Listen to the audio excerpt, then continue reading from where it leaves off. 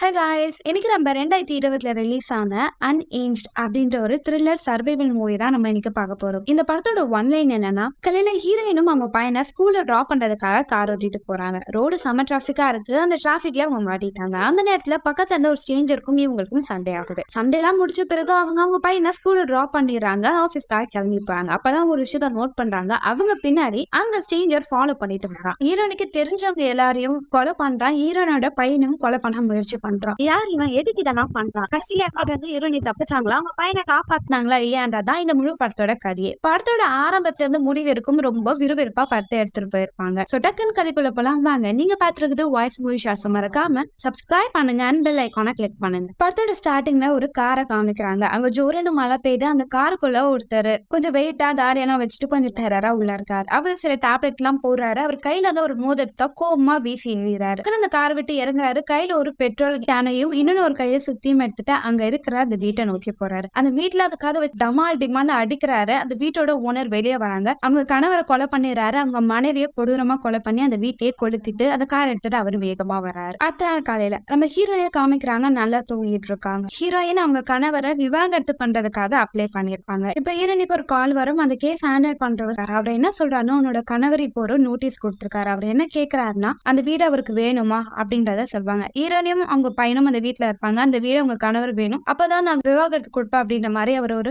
Notice கொடுத்திருப்பாரு. இத கேட்ட உடனே ஹீரோனி எனக்கு அப்பவே தெரியும் அவர் கண்டிப்பா கேட்பானு அப்படின்னு சொல்லிட்டு கொஞ்சம் அப்செட் ஆயிருவாங்க. சரி, மத்த விஷயம்லாம் நம்ம நாளைக்கு பேசலாம், ஆல்ரெடி டைம் ஆயிடுச்சு அப்படின்ட்டு போனை கட் பண்ணுவாங்க. அவங்க பையன் வேகமா ஓடி வருவான். அம்மா ஆல்ரெடி டைம் ஆயிடுச்சு, இன்னைக்கு வேற உனக்கு ஒரு கிளைண்ட் இருக்காங்களே மானும் போது எனக்கு இல்லையே அப்படின்னு போனை பார்ப்பாங்க. ஐயோ ஆமா ஆல்ரெடி டைம் ஆயிடுச்சு, சரி டக்குன்னு கிளம்பிடுறேன்னா அப்படின்ட்டு அவங்க அம்மா கிளம்ப ஆரம்பிப்பாங்க. இப்ப ஹீரோனி இருக்கிற வீட்டுல அவங்க தம்பியும் இருக்காங்க. அவங்க தம்பியோட ஃபியான்சேவும் இருக்காங்க. ஹீரோயினும் பரபரப்பா ரெடி ஆகிட்டே இருக்கும் போது அவங்க தம்பியும் அவங்க அம்மா கிட்ட வீடியோ கால்ல பேசிட்டு இருப்பாரு. அவங்க அம்மாவும், இங்க பாரு எவ்வளவு நாள் அக்கா வீட்லயே நீ இருப்ப, இங்கெல்லாம் இருக்கக்கூடாது, சீக்கிரமா நீ கிளம்பி வேற வீட்டை பார்த்துட்டு போடா அப்படின்வாங்க அவங்க அம்மா. அவங்க தம்பியும், அம்மா ஒழுங்கா கேட்கல, நான் அப்புறமேட்டு உங்ககிட்ட பேசுறேன்னு சொல்லி போனை கட் பண்ணிருப்பாரு. இப்ப டிவில ஒரு நியூஸ் போயிட்டு இருக்கும். ஏன்னா நம்ம ஃபர்ஸ்ட் சீன் ஒருத்தர் ஒரு வீட்டையே கொண்டு இருப்பாரு. அதை நியூஸை சொல்லிட்டு இருப்பாங்க. இதெல்லாம் அந்த சின்ன பையன் பார்த்துட்டே இருக்கும் போது அவங்க மாமாவும் காலையில எதுவுமே நியூஸ் பாப்பா அப்படின்னு சொல்லி டிவி ஆஃப் பண்ணிடுறாரு. அவங்க அம்மாவும், என்கிட்ட ஒரு சிசர் இருந்துச்சு அது எங்க அப்படின்னு அந்த இடத்த ஃபுல்லா தேடிட்டே இருப்பாங்க. உங்க அம்மா கிட்ட பைத்தியம் பிடிச்சிருச்சாடா, என்ன காலையில இப்படி கத்திக்கிட்டு இருக்காங்க அப்படின்னு அவங்க மாமா கிண்டல் பண்ணிட்டு இருப்பாரு. எவ்வளவு நாள் தான் அப்படி கொஞ்சம் கிண்டல் பண்ணிட்டு இருக்க போற, உன்னோட பினான்சியலி நீ தான் ஹேண்டில் பண்ணணும், இந்த வீட்டுக்கு ரொம்ப வாடகை கொடுக்கணும், வீடு வேற விற்கிற நிலைமைக்கு போயிடுச்சு அப்படின்றத சொல்லுவாங்க. அவங்க தம்பியும், அக்கா இப்பதான் புது பிசினஸ் ஸ்டார்ட் பண்ணிருக்கேன், இப்ப கொஞ்சம் பிரச்சனை இருக்கு, அது நல்லா ரன் ஆகட்டும், நானும் உங்களுக்கு பினான்சியலா சப்போர்ட் பண்றேன் அப்படின்னு சொல்லிட்டு இருப்பாங்க. ஏதோ பண்ணி எனக்கு டைம் ஆச்சு நான் கிளம்புறேன்னு சொல்லி உங்க பையனை கூட்டிட்டு கார்ல போவாங்க. அப்படி கார் ஓட்டிட்டு போகும்போது ரொம்ப லேட் ஆனனால டிராபிக் ஆயிரும். அவங்க பையனும், நான் அப்பவே சொன்னேன் இல்லம்மா, இப்ப பாரு லேட் ஆக போறேன்,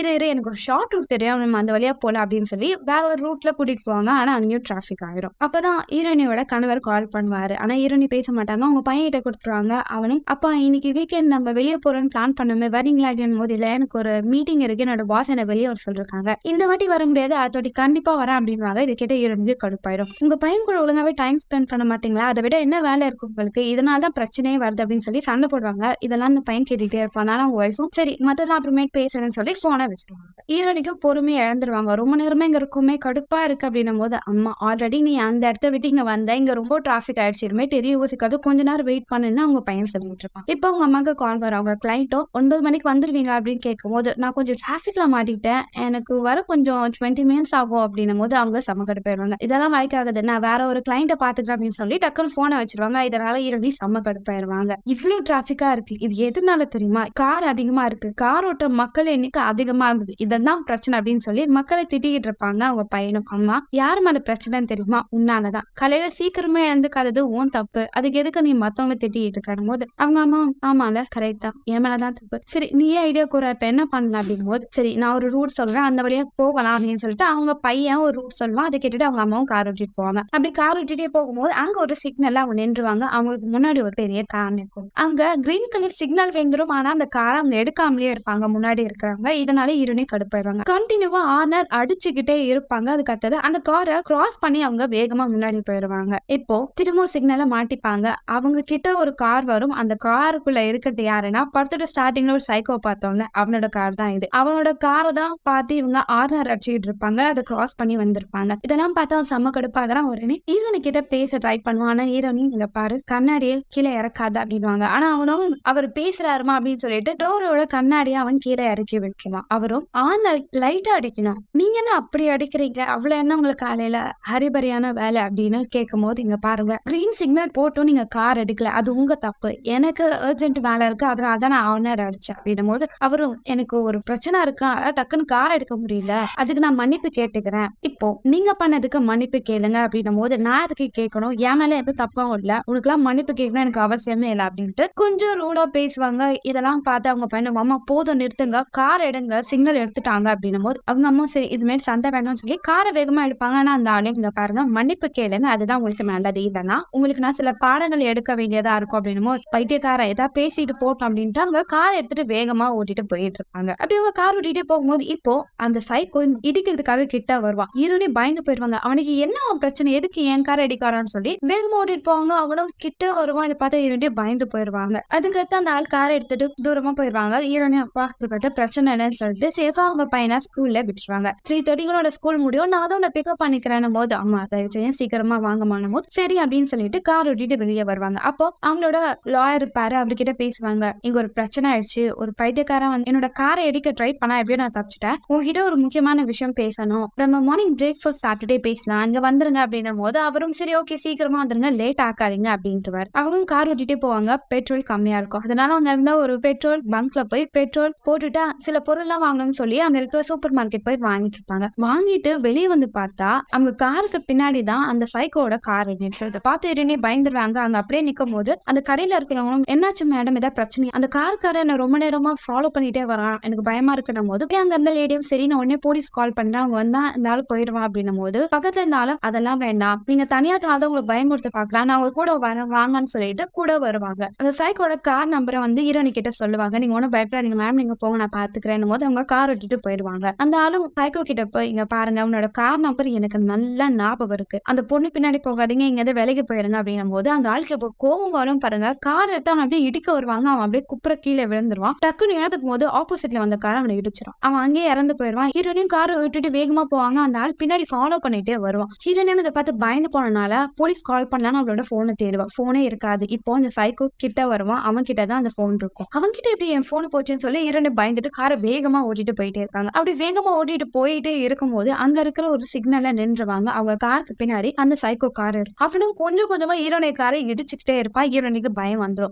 ஒரு லேடி கிட்ட ஹெல்ப் பண்ணுங்கன்னு கத்துவாங்க, ஆனா அவங்க போன் யூஸ் பண்ணனால ஹீரோனியை கவனிக்கவே மாட்டாங்க. சிக்னல் வந்து எடுத்த பிறகு ஹீரோனி கார் வேகமா ஓட்டிட்டே போவாங்க, அதனால இடிக்கிறதுக்காகவே வருவான். எப்படி ஹீரோனி அங்க இருக்கிற ஒரு சின்ன தெருவுல பூந்து கார் ஓட்டிட்டு போயிடுவாங்க. பிரச்சனை இல்லை அப்படின்னு சொல்லி காரை ஒரு இடத்துல நிறுத்துவாங்க. இப்போ அந்த சைக்கோ ஹீரோனியோட ஃப்ரெண்டை பாக்குறதுக்காக அங்க இருக்கிற ஒரு கெஃபேக்கு போயிருப்பாரு. ஆல்ரெடி அவங்க ஃப்ரெண்டு கிட்ட ஹீரோனி லாஸ்டா பேசியிருப்பாங்க, அதனால அந்த போனை வச்சு நிறைய இன்ஃபர்மேஷன் அவன் கேதர் பண்ணிருப்பான். அவர்கிட்டயும் போறான், நான் ஹீரோனோட ஃப்ரெண்டு தான், ரொம்ப நாள் கழிச்சு இந்த சிட்டில வந்திருக்கேன், உங்களை பார்த்ததுல சந்தோஷம், ஹீரோனிக்கு உடம்பு முடியல, நீங்க அவளுக்காக வெயிட் பண்ணி உங்ககிட்ட சாரி கேட்டுட்டு இன்ஃபர்மேஷன் சொல்லிட்டு போலாம் நான் வந்தேன் அப்படின்னு சொல்லி அது கேட்ட அவரோட ஃப்ரெண்டும் அப்படியா சரி அவங்கள ரெஸ்ட் எடுக்க சொல்லுங்க, நான் அப்புறமேட்டு பாக்குறேன் அவங்கள. அது மட்டும் இல்லாம காலையில அவங்க சொன்னாங்க, காலையில ஒரு ஆளை பார்த்தாங்கன்னா அவன் ரொம்ப டார்ச்சர் பண்ணா, அவங்கள காரை இடிக்க வந்தான்னு கூட சொன்னாங்க. அந்த சைக்கோவும் பாவம் ரிச்சல், ஆல்ரெடி அவளுக்கும் அவங்களுக்கானவருக்கும் பிரச்சனை இருக்கு, பாவம் அதை வேற ஸ்ட்ரெஸ்ஸா இருக்கு அப்படின்னா போது அவங்க ஃப்ரெண்டும் அப்படியா ஆமா இந்த கேஸ் வேற முடியற மாதிரி தெரியல நமக்கு, சரி நீங்களே ரிச்சர்ட்க்கு கால் பண்ணுங்களேன், அவ ஏதாவது சொல்றாளன்னு பாக்கலான் போது இவர் ரிச்சர்ட்க்கு கால் பண்ணுவாங்க. ஹீரோனியோட போனே இருக்காது அங்க, ஆனா போன் ரிங் ஆகுற சவுண்ட் கேட்கும். அவளும் பார்த்தா அங்க வேற ஒரு போன் இருக்கும், அது அன்னோன் நம்பர் காமிக்கும். அந்த போன் எடுத்து ஆன் பண்ணுவா. இப்போ அவங்க ஃப்ரெண்டும் என்ன ரிச்சர்ட் இப்ப பரவாயில்லையா உனக்கு அப்படின்னு வந்து பரவாயில்ல, ஆனா இது யார் நம்பரே தெரியல, புது நம்பரா இருக்கு, சரி இப்ப நீ எங்க இருக்கேன் போது உன்னோட ஃப்ரெண்ட் இங்க வந்தாரு டாம், பார்க்க ரொம்ப நல்லவரா இருக்காரு, நல்லா பேசினாரு, உனக்கு உடம்பு முடியலன்னு சொன்னாரு போது டாமா எனக்கு யாருமே அப்படி தெரியாதே, டாமா எங்கிட்ட போனை கொடுங்க அப்படின்ட்டு இங்க பாரு நான் உங்ககிட்ட கேட்டது மன்னிப்பு, ஆனா நீ சொல்லவே இல்லை, அதனால இன்னைக்கு நான் உனக்கு எவ்வளவு மோசமான நாள் காமிக்க போறேன், இங்க பாரு இந்த ஆள்னால தானே உன்னோட புருஷனை நீ டிவோர்ஸ் பண்ண பார்த்த, பாவம் உன் புருஷன், அப்படி இந்த ஆளுக்கு நீ என்ன பார்த்த அப்படின்னு சொல்லிட்டு ஒரு மாதிரி வியர்டா பேசுவாரு. இதை கேட்ட ஹீரோனியும் அவர் என் ஃப்ரெண்டு மட்டும் தான், தேவையில்லாதான் நீ பேசாத, உனக்கு இப்ப என்ன நான் மன்னிப்பு தானே கேட்கணும், எனக்கு மன்னிச்சிடா அப்படின்வாங்க. இந்த மன்னிப்பு எனக்கு தேவையில்லையே அப்படின்னு சொல்லிட்டு போன் அப்படியே லைன்ல வச்சுட்டு சரி எனக்கு ஏதாவது ஒரு காஃபி வாங்கி தரீங்களா அப்படின்னு பேசுவாரு. ஹீரோனியோட ஃப்ரெண்டு இருந்தாலும் எனக்கு கொஞ்சம் வித்தியாசமா இருக்காரு அப்படின்ட்டு சரி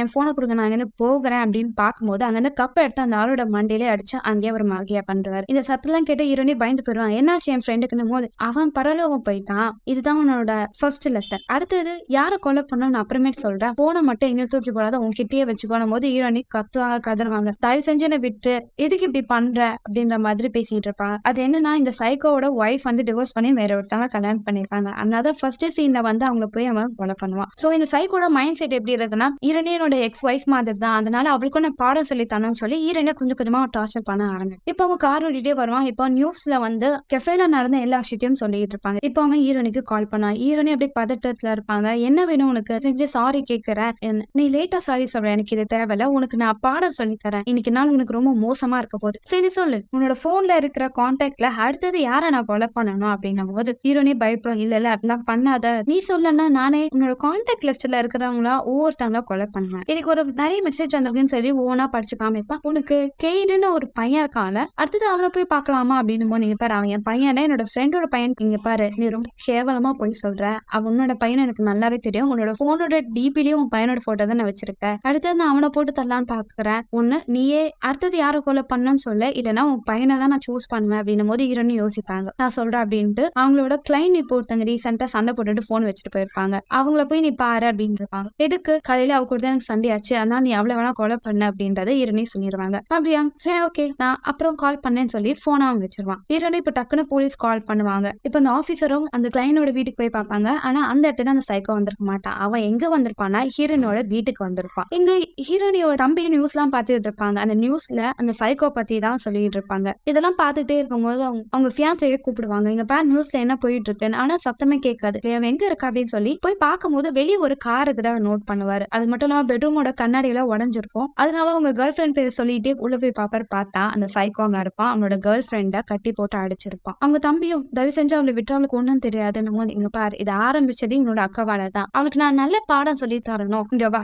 அப்படின்னு போது அவன் கொஞ்சம் பயப்பட கிட்ட வரலன்னு சொல்லி கையில கத்தி வச்சுட்டு இருப்பான். சொன்ன பேச்சு கேட்க மாட்டேன் இங்க பாரு அப்படின்னு சொல்லி அவனோட ஃபியான்சை அப்படியே தள்ளுவா. அவங்க தம்பி கையில கத்தி அப்படியே அந்த பொண்ணோட வயிற்றுல குத்திக்கும். அப்படியே அந்த பொண்ணை குத்தி குத்தி கொலை பண்ணிடுவான். அந்த பொண்ணை எங்கேயும் ஸ்பாட்ல இறந்துருவா. அந்த சைக்கோவும் தம்பி கிட்ட, நான் கடலோட தூதுவன், கெட்டவங்களுக்கு எல்லாம் பாடம் சொல்லித்தான் என் வேலை அப்படின்ற மாதிரி பைத்தியக்காரத்தனமா பேசிட்டு இருப்பான். இங்க ஹீரோனியும் உங்க பையனை பக்கம் ஸ்கூலுக்கு வேகமா கார் விட்டுட்டு வருவாங்க. இந்த உடனே அந்த சைக்கோ கிட்ட இருந்து கால் வரும். இப்ப ஸ்கூல்ல தான் இருக்கேன்னு தெரியும். ஸ்கூலுக்குள்ள இருக்கியா வெளியே இருக்கியா அப்படின்னு கேட்கும்போது ஹீரோனி நான் வெளியே தான் இருக்கேன். சரி இப்ப நீ என்ன பண்றனா, உன்னோட பையனை கூட்டிட்டு உன்னோட வீட்டுக்கு வரணும்னா இங்கதான் உன் தம்பி இருக்கா அப்படின்னு சொல்லி ஒரு போட்டோ அனுப்புவாங்க. அவனோட தம்பியை கட்டி போட்டு வச்சப்பான் அந்த சைக்கோ. இதை பார்த்து ஹீரோனி பயந்து போயிடும். அவனை விட்டு அவனுக்கு ஒன்னும் தெரியாது. அவன் உயிரோட இருக்கான்னா உன் பையனை கூட்டிட்டு நீ இப்போ வீட்டுக்கு வர, இல்லைன்னா என்ன ஆகும்னு உனக்கே தெரியும்ல அப்படின்னு சொல்லி போனை டக்குன்னு வச்சிருவாங்க. இதனால இரண்டி பயந்து போயிடுவாங்க. உடனே ஸ்கூலுக்குள்ள போவாங்க. என்னோட பையனை விடுங்கன்னு போது, இல்ல மேம் இப்ப வந்து விட முடியாது, ஸ்கூல் இன்னும் முடியல போது, இங்க பாருங்க அந்த டிவில ஓடுது அந்த நியூஸ், அந்த சைக்கோ என் வீட்டுல தான் இருக்கான், அவன் என்ன டார்ச்சர் பண்ணா, என் தம்பியோட பிடிச்சு வச்சிருக்கான், என் பையனை உடனே விடுங்க, நான் அவனை சேஃபான இடத்துக்கு கூட்டிட்டு போகணும் அப்படின்னும் போது அவங்க பையனை விட்டுருவாங்க. அவங்க அம்மாவும் காரை உட்கார வச்சுட்டு காரை வேகமா ஓட்டிட்டு போயிட்டு இருப்பாங்க. ஹீரோயினும் அந்த சைக்கோக்கு கால் பண்ணுவாங்க. இங்க பாரு நீ சொன்ன மாதிரி என் பையனை கூட்டிட்டு வந்துட்டேன், என் தம்பி ஒன்னும் பண்ணாத அப்படின்னும் போது, அப்படியா சரி ஒன்னும் பண்ண மாட்டேன், ஆனா இந்த விஷயத்த கேளு அப்படின்னும் போது அவங்களோட தம்பியை வந்து நல்லா சேர்ல உட்கார வச்சு கட்டி போட்டிருப்பான். அவனை ஒரு லெட்டர் எழுத சொல்லியிருப்பான். அந்த லெட்டரை வாசிக்க சொல்லுவான். அவனோட காலை ஃபுல்லா பெட்ரோலை ஊத்தி விட்டு கையில தீப்பெட்டி வச்சிருப்பான். அவங்க தம்பியும் அதை வாசிப்பாங்க. என்னன்னா, நடந்த எல்லாத்துக்கும் காரணம் நீதான், உன்னால என் ஃபியான்சே இறந்துதான் என்னோட வாழ்க்கையும் போயிடுச்சு அப்படின்ற மாதிரி ரொம்ப சோகமா அவங்க அப்பா பத்தி திட்டுற மாதிரி எழுத சொல்லியிருப்பான். ஹீரோட தம்பி படிக்கும்போது ஹீரோனி போதும் நிறுத்திரு, அவனை விட்டு அவனை ஒன்னும் பண்ணாத அப்படின்னு சொல்லிட்டே இருப்பான்.